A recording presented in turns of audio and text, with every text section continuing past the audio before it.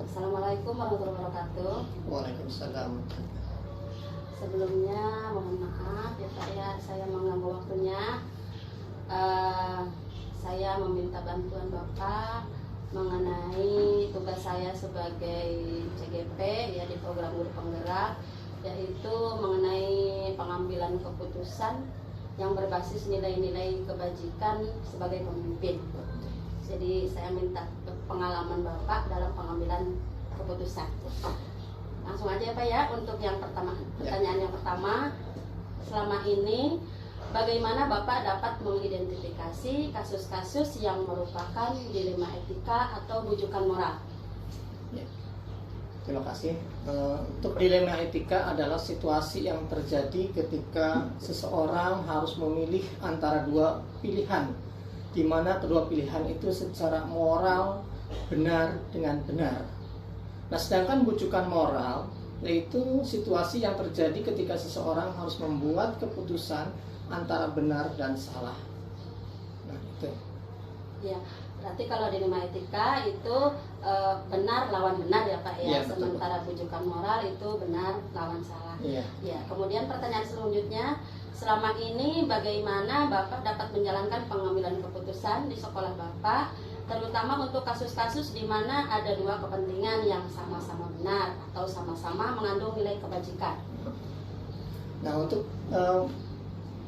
kasus dilema etika itu benar dengan benar, ya, kita biasanya yang pertama mengidentifikasi masalah.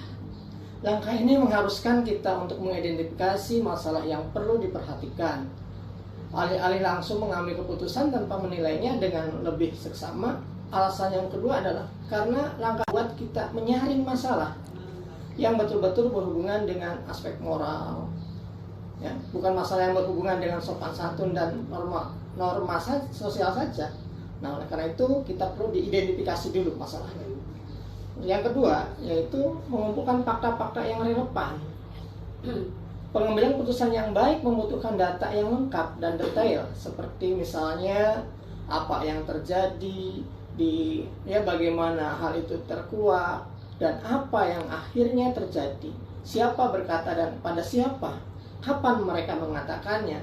Nah, data-data tersebut penting untuk kita ketahui karena dilema etika ini tidak menyangkut hal-hal yang bersifat teori, namun ada faktor-faktor pendorong dan penarik yang nyata, di mana data yang mendetail akan bisa menggambarkan alasan seseorang melakukan sesuatu dan kepribadian seseorang akan tercermin dalam situasi tersebut. Hal yang juga penting di sini adalah analisa terhadap hal-hal apa saja yang potensial akan terjadi di waktu yang akan datang. Sedangkan yang terakhir yaitu mencari solusi untuk menyelesaikan masalah yang ada. Ya, terima kasih Pak. Berarti caranya itu dengan satu mengidentifikasi masalahnya dulu ya Pak ya, ya. Kemudian juga mengumpulkan fakta-fakta, Ya. menganalisa dan mencari solusi. Iya, bagus Pak. Terima kasih. Untuk pertanyaan yang selanjutnya, langkah-langkah atau prosedur seperti apa yang biasa Bapak lakukan sekarang ini, selama ini? Ya, langkah-langkah biasanya seperti tadi saya katakan, yaitu mengenali bahwa ya kita itu harus mengidentifikasi dan menyaring masalah yang ada. Yang berikutnya adalah tentukan siapa saja pihak yang terlibat dalam situasi tersebut atau dalam masalah tersebut. Kumpulkan fakta-fakta yang relevan. Kemudian bila perlu pengujian benar atau salahnya.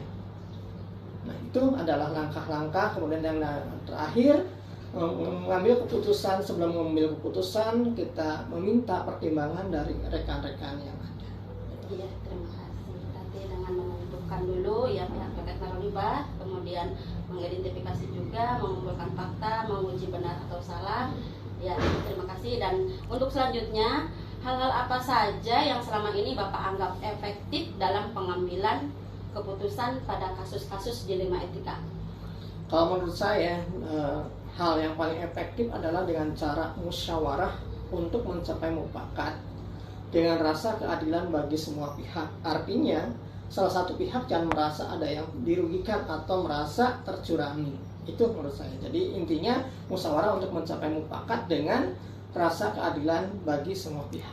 Iya, berarti terutama itu musyawarah untuk mufakat demi rasa keadilan, itu seperti itu ya Pak ya. Selanjutnya, hal-hal apa saja yang selama ini merupakan tantangan dalam pengambilan keputusan pada kasus-kasus dilema etika?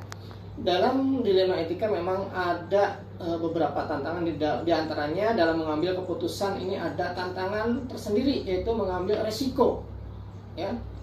Nah, sehingga dimusyawarahkan untuk menentukan rasa keadilan bagi semua pihak atau meminimalisir resiko yang timbul di kemudian hari. Itu. Ya. Jadi caranya dengan mengambil, ada tantangannya itu mengambil risiko ya Pak ya, sudah betul. jelas setiap tantangan itu pasti ada risikonya. Untuk itu perlu dimusyawarahkan dengan semua pihak. Selanjutnya, apakah Bapak memiliki sebuah tata kala atau jadwal tertentu dalam sebuah penyelesaian kasus dilema etika? Apakah Bapak langsung menyelesaikan di tempat atau memiliki sebuah jadwal untuk menyelesaikannya? Bentuk atau prosedur seperti apa yang Bapak jalankan? Kalau jadwal, tidak ada jadwal. Kalau memang suatu ketika ada dilema yang muncul, ya bagi saya pribadi itu menginginkan masalah itu segera terselesaikan secepatnya. Jadi tidak ditunda-tunda atau nanti-nanti atau nunggu jadwal, tidak ada jadwal tentu. Yang penting begitu ada masalah muncul, kita cepat segera selesaikan, cari solusinya bagaimana caranya supaya kedua belah pihak ini atau misalnya masalah ini terselesaikan dengan baik gitu. Iya. Berarti kalau secara tersendiri sih tidak ditentukan jadwalnya kapan, tergantung dari masalahnya. Kalau masalahnya mungkin mendesak, berarti harus segera diselesaikan. Seperti itu ya Pak ya. Selanjutnya, adakah seseorang atau faktor-faktor apa yang selama ini mempermudah atau membantu Bapak dalam pengambilan keputusan dalam kasus-kasus dilema etika? Untuk mempermudah pengambilan keputusan, tentu kalau namanya dilema etika itu tidak cukup dari kami sendiri atau dari saya pribadi sendiri, tetapi melainkan bantuan dari dewan guru, dari komite, dari pengawas atau stakeholder lain yang ada hubungannya atau kaitannya dengan masalah tersebut. Ya, berarti pasti ada minta bantuan ke yang lain juga. Betul. Ya Pak ya, seperti dari guru, komite, pengawas sekolah dan pihak-pihak terkait mungkin dalam kasus tersebut. Pelajaran yang terakhir ya Pak ya, dari semua hal yang telah disampaikan, pembelajaran apa yang dapat Bapak petik dari pengalaman Bapak mengambil keputusan dilema etika? Kalau misalnya pengalaman sih, pengambilan keputusan itu yang paling saya berkesan adalah dengan cara musyawarah untuk mencapai mufakat, dengan diantaranya tidak merugikan salah satu pihak. Jadi intinya tidak ada yang dirugikan dengan cara musyawarah untuk mencapai mufakat. Itu saja. Ya. Berarti dengan cara musyawarah untuk mufakat dan tidak merugikan salah satu pihak. Ya. Oke, terima kasih atas waktunya. Mudah-mudahan bermanfaat bagi saya dan mohon doanya ya Pak ya, supaya saya bisa ada kelancaran dalam proses PGP ini. Terima kasih atas waktunya. Assalamualaikum warahmatullahi wabarakatuh. Waalaikumsalam warahmatullahi wabarakatuh.